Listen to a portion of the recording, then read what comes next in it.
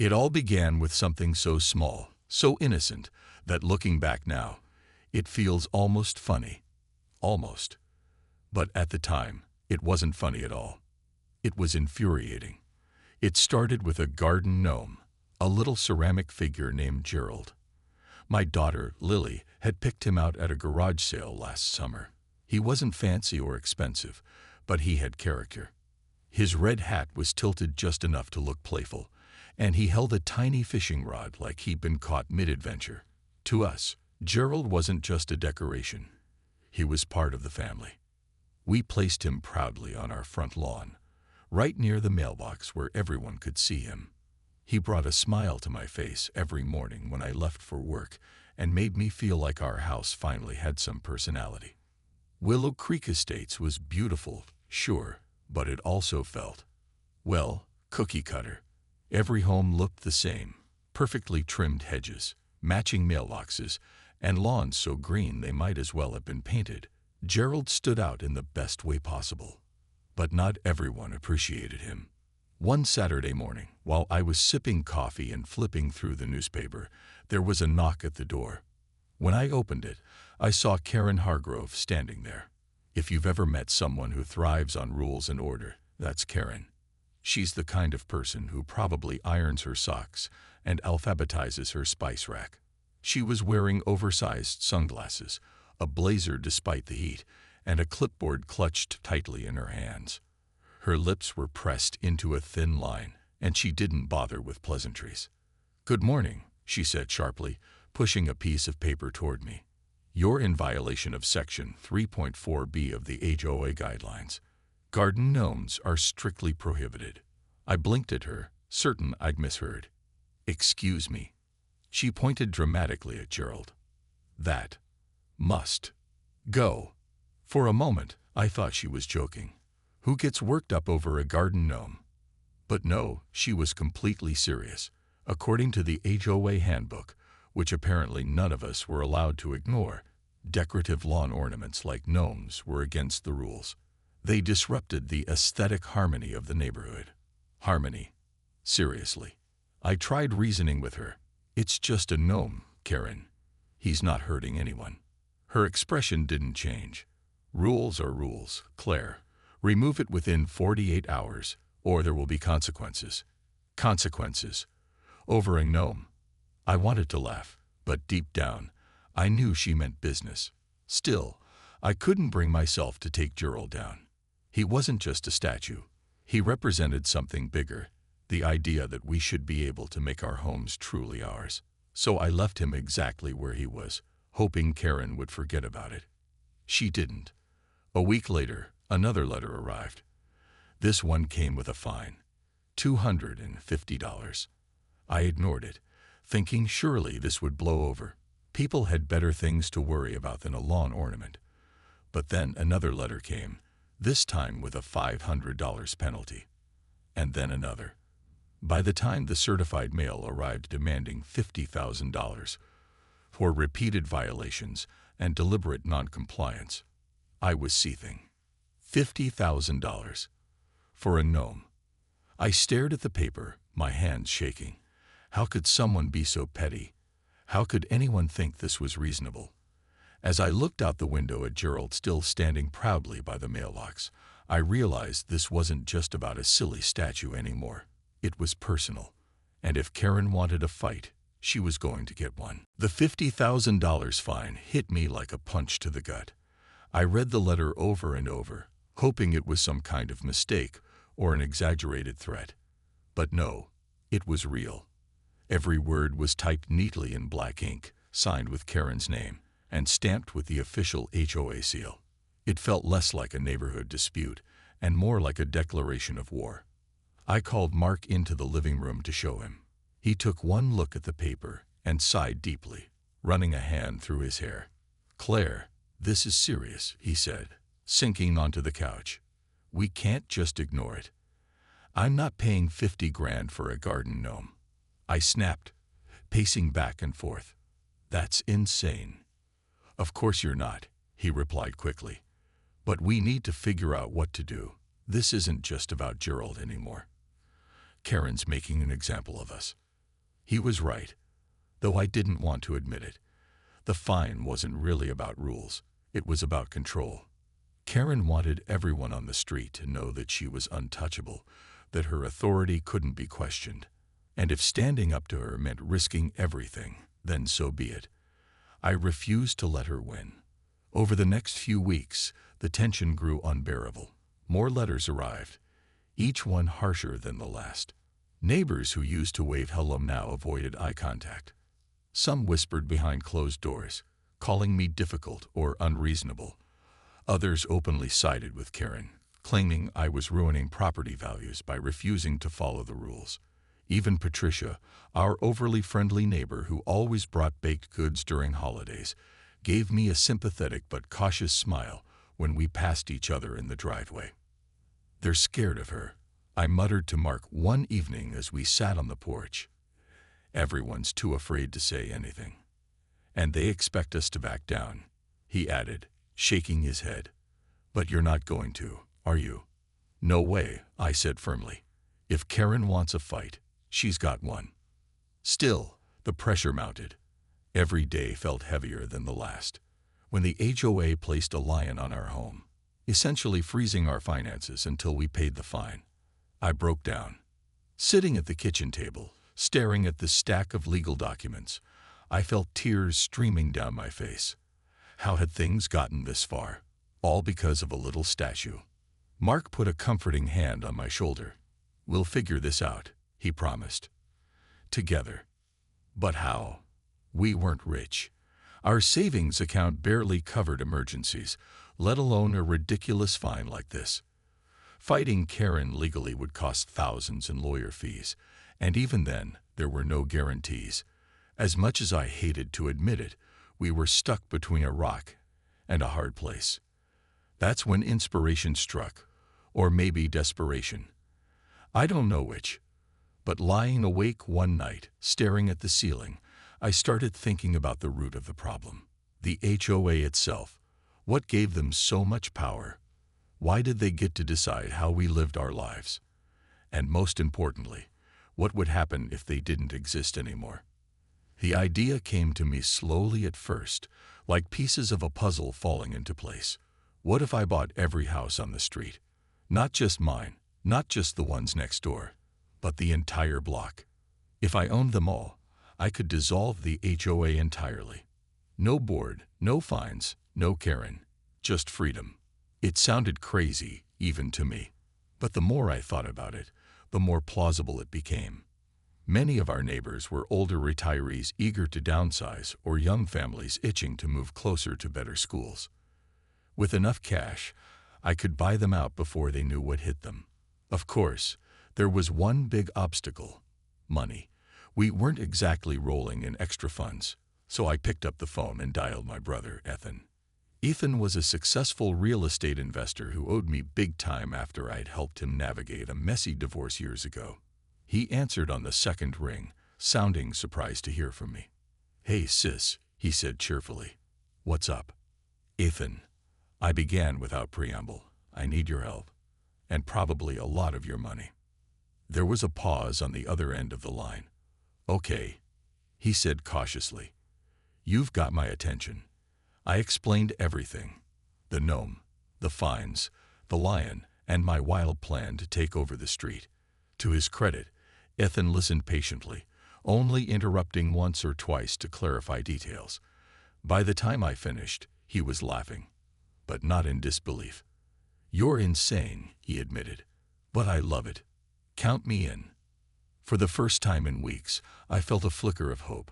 Maybe this fight wasn't hopeless after all. With Ethan's support, I started putting my plan into motion. It wasn't going to be easy, but I was determined. The first step was simple: research. I spent hours poring over property records, learning who owned what and how long they'd lived on the street. Some neighbors had been here for decades, while others were relatively new. Each household came with its own story, its own reasons for living in Willow Creek, and hopefully its own price tag. Ethan helped me draft letters offering to buy their homes at prices well above market value. "People love a good deal," he said confidently, "especially when it's unexpected. He was right. Within days of sending out the offers, responses began trickling in.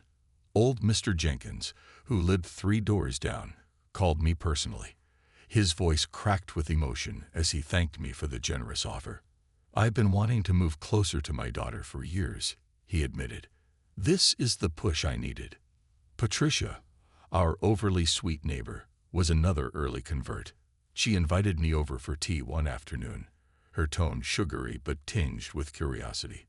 "So Claire," she began, stirring her cup nervously, "I heard you're buying houses on the block. Is that true?"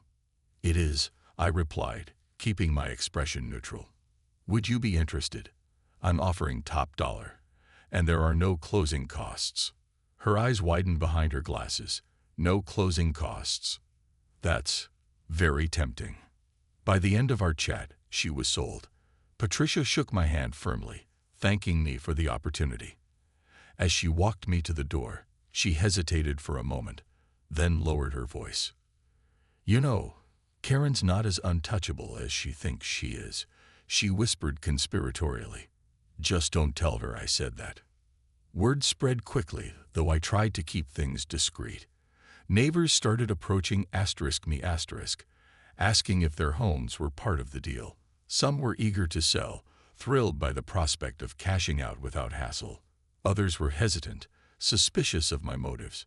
To them, I played it cool, emphasizing that this was simply an investment opportunity, a chance to upgrade their lives without stress or complications. But the real challenge was Karen herself. Her house sat squarely in the middle of the block, a massive colonial-style mansion she clearly took great pride in. Convincing her to sell wouldn't be easy. She thrived on control, and letting go of her home meant relinquishing power. Still, I knew I had to try. One evening, I knocked on her door, clutching a folder filled with paperwork. When she opened it, her expression shifted from surprise to suspicion. "Claire," she said curtly, crossing her arms. "What do you want?" "I'm here to make you an offer," I replied, stepping inside before she could protest. I laid out the details calmly, watching her face closely for any sign of weakness. The amount I proposed was staggering, even for someone like Ethan, who had deep pockets, but I knew Karen wouldn't settle for less. "You want to buy my house?" she asked incredulously, leaning back against the counter. "Why?" "Because you've made it clear you don't want me here," I said matter-of-factly. "Consider this your golden parachute. Walk away with more money than you ever imagined, and leave the drama behind." She narrowed her eyes, studying me like a hawk sizing up its prey. For a moment, I thought she might throw me out, but then something shifted in her gaze, a flicker of greed, maybe, or perhaps just exhaustion. Whatever it was, it worked. She didn't agree immediately, but she didn't say no either. As the weeks went by, the neighborhood transformed piece by piece. Houses changed hands quietly. Families packed up their belongings, and moving trucks rolled in and out. By the time Karen finally signed the papers, nearly every home on the street belonged to me, or rather, to Ethan's company. Even Karen couldn't resist the lure of such an outrageous payout. On the day she moved out, she shot me one last icy glare before climbing into her car and driving away. For good. The hardest part was over, but the real work was just beginning. Now that I owned the majority of the street, it was time to dismantle the HOA once and for all. And trust me, the neighborhood would never be the same again. By the time Karen packed up her designer luggage and drove away for the last time, I had already started feeling a strange mix of triumph and disbelief. The woman who once ruled Willow Creek with an iron fist was gone, leaving behind her perfectly manicured lawn and spotless driveway. It felt surreal, like watching the villain in a movie finally get what's coming to them. But as satisfying as it was, this wasn't just about Karen anymore. This was about taking back control of our neighborhood.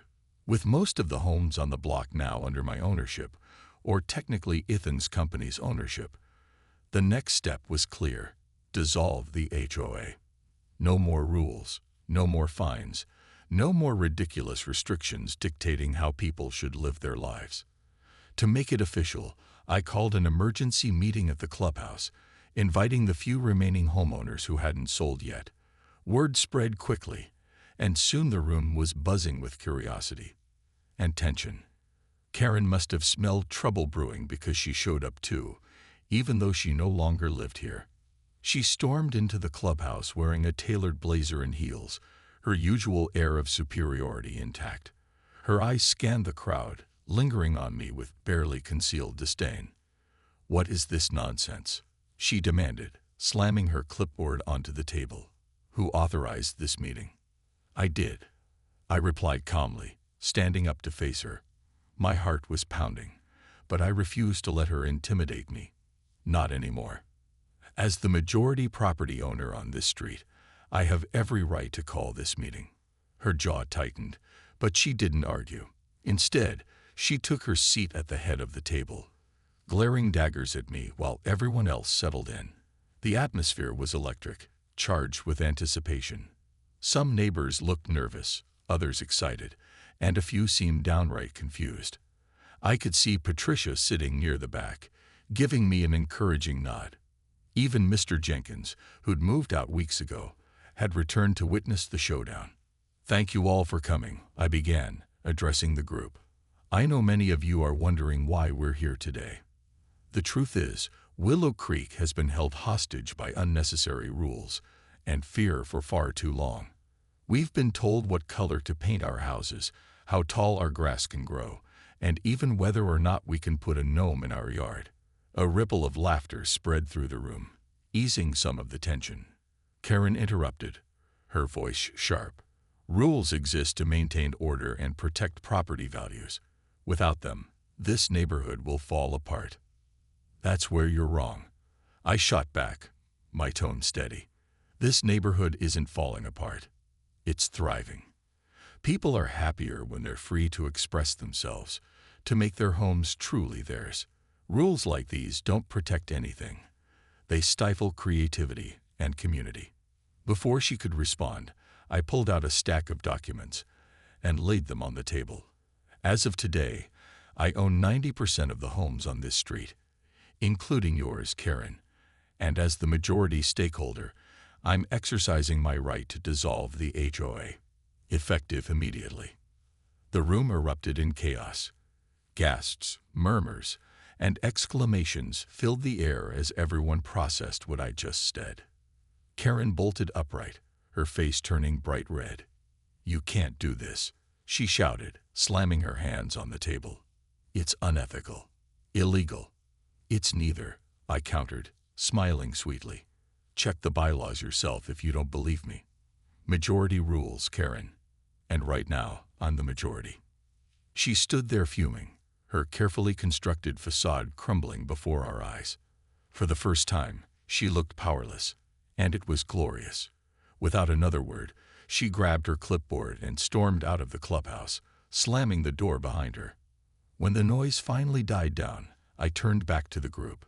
"This is a fresh start for all of us," I said, my voice softening.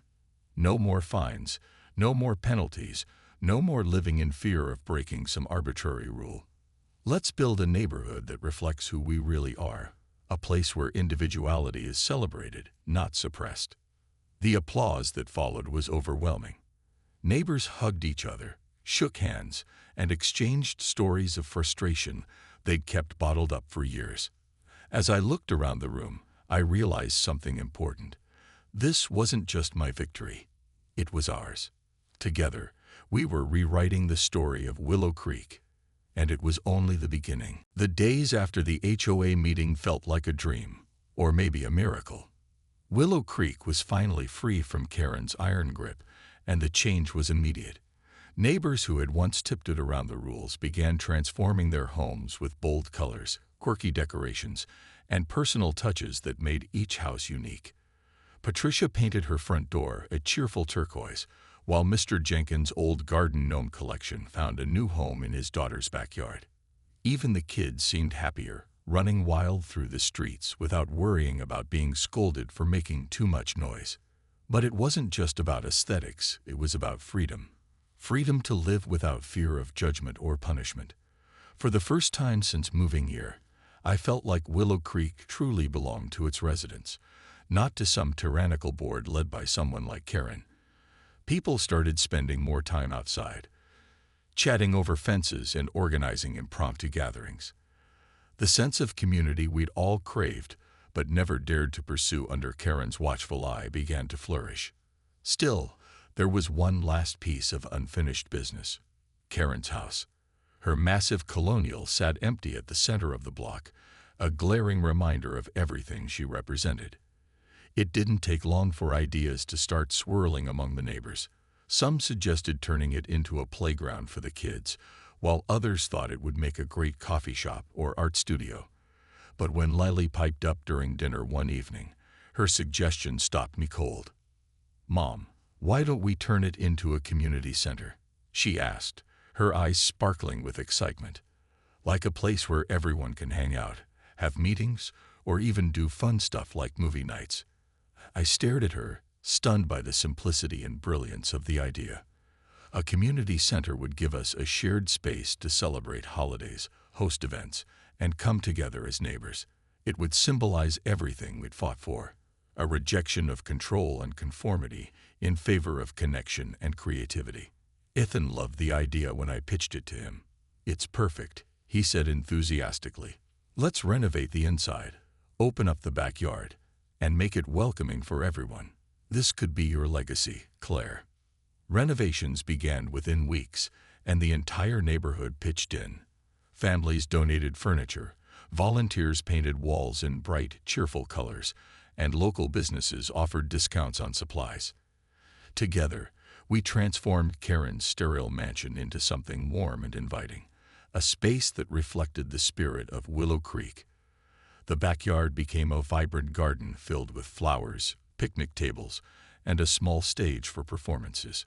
Gerald the gnome took center stage near the entrance, surrounded by a family of gnomes donated by grateful neighbors. When the grand opening finally arrived, the whole street turned out to celebrate. Balloons bobbed in the breeze, music played softly in the background, and laughter echoed through the air. I stood on the porch of the newly christened Willow Creek Community Center, looking out at the crowd gathered below. Mark squeezed my hand tightly, his pride evident in his smile. "This is amazing," Patricia said, approaching me with tears in her eyes. "You've given us something we didn't even know we needed." "It wasn't just me," I replied, shaking my head. "This was all of us.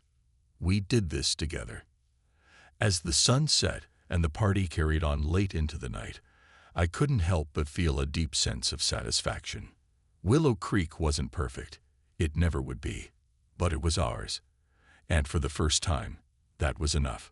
Karen hadn't been seen or heard from since the day she stormed out of the clubhouse. Occasionally, I wondered if she regretted her actions, if she realized how lonely power had made her. But mostly, I didn't think about her at all. She was part of the past now, a chapter closed forever. Instead, I focused on the future, a future full of possibility, laughter, and life. As I watched Gerald standing proudly in the garden, surrounded by friends old and new, I knew one thing for certain. Sometimes, the smallest acts of rebellion lead to the biggest changes of all. Life in Willow Creek had transformed in ways I never imagined. The community center quickly became the heart of the neighborhood, a place where people gathered not because they were forced to, but because they wanted to. Every weekend brought something new: a bake sale, a book exchange, or even an outdoor movie night with blankets spread across the grass. Kids ran barefoot through the sprinklers, and parents sat on picnic benches sharing stories over lemonade. It was messy, chaotic, and imperfect, and it was beautiful. But change didn't happen overnight. There were still challenges, of course. Some neighbors struggled to adjust to the newfound freedom. Old habits die hard, and a few folks kept glancing nervously at their lawns, as if expecting Karen to reappear and scold them for letting a dandelion grow. Others worried about property values, convinced that without strict rules, homes would lose their appeal. I tackled those concerns head-on by organizing meetings at the community center.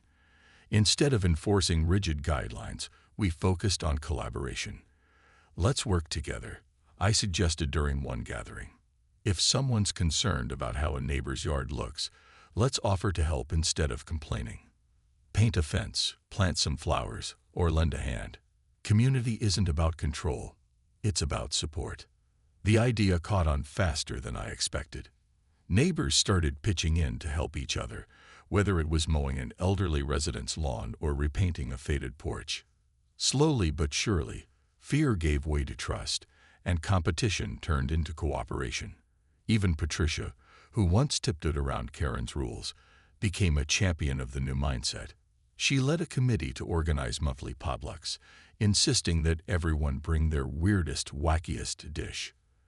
By the third potluck, the table was covered in everything from pineapple pizza to pickled beets, and laughter filled the air.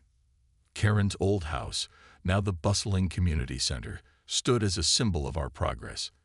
Its walls were decorated with photos of neighborhood events, children's artwork, and handwritten notes of gratitude from residents. The backyard garden flourished under the care of Mr. Jenkins, who proudly called himself the head gnome keeper.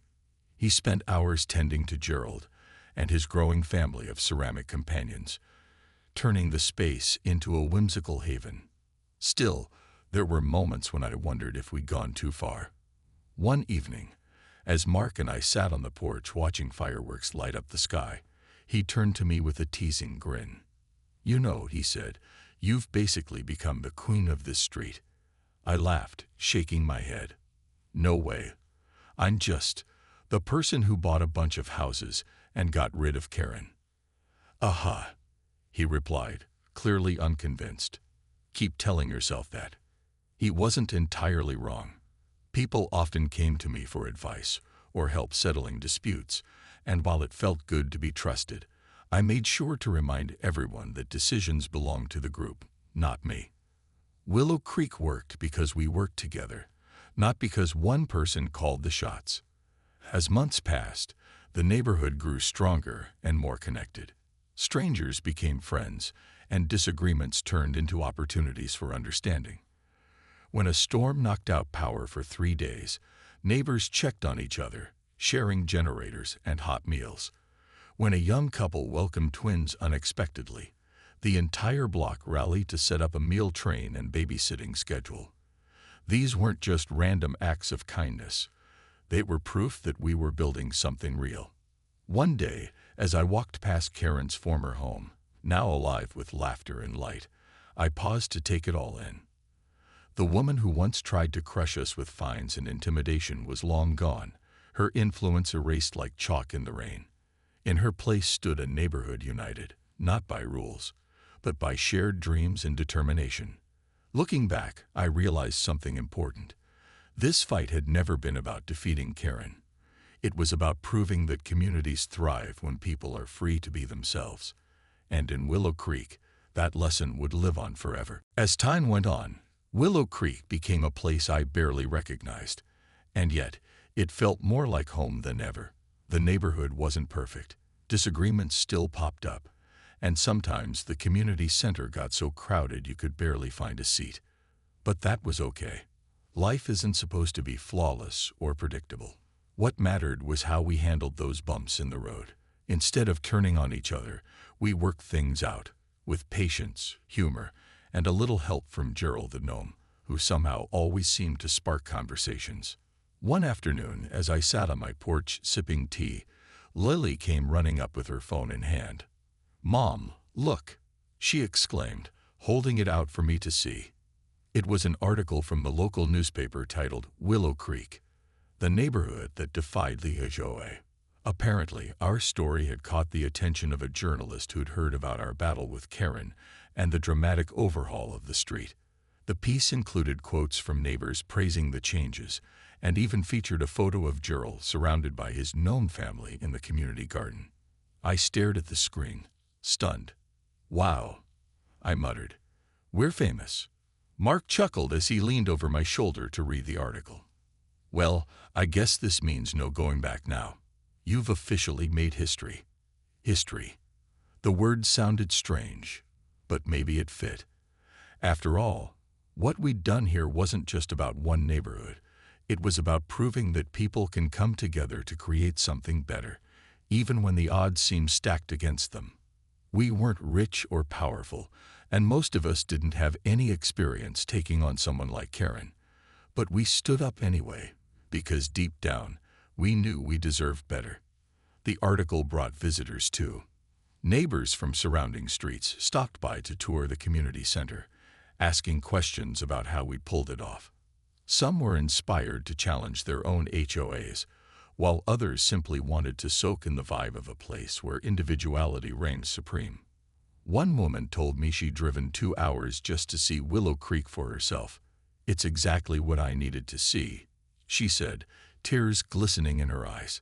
"Thank you for showing us it's possible." Of course, not everyone was thrilled. A few sticklers from nearby neighborhoods grumbled about how we were setting a dangerous precedent, claiming property values would plummet without strict rules. But those complaints only strengthened our resolve. Property values hadn't dropped. In fact, they'd risen slightly thanks to the renovations and renewed energy buzzing through the air. More importantly, happiness couldn't be measured in dollars and cents. For the first time, people genuinely loved living here. Karen never came back. Occasionally, rumors floated around that she was trying to rally support to reinstate the HOA, but they were just that, rumors. Without her army of rule followers, she had no power. And honestly, I hoped she'd found peace wherever she was. Holding on to control must have been exhausting. Looking back, I realized this journey had changed me in ways I hadn't expected. Before the gnome fiasco, I'd been content to blend in, to follow the rules and keep my head down. But fighting for Willow Creek taught me the value of standing up for what you believe in, even if it feels scary or overwhelming. Sometimes, the smallest acts of defiance, like refusing to take down a silly statue, can spark monumental change. Now, whenever I pass Gerald standing proudly in the garden, I smile. He's more than just a lawn ornament. He's a reminder that freedom is worth fighting for. And as long as there are people willing to stand up for themselves, communities like Willow Creek will continue to thrive. Not because they're perfect, but because they're real. Life here isn't cookie-cutter anymore. It's colorful, chaotic, and full of heart. And honestly, I wouldn't trade it for anything.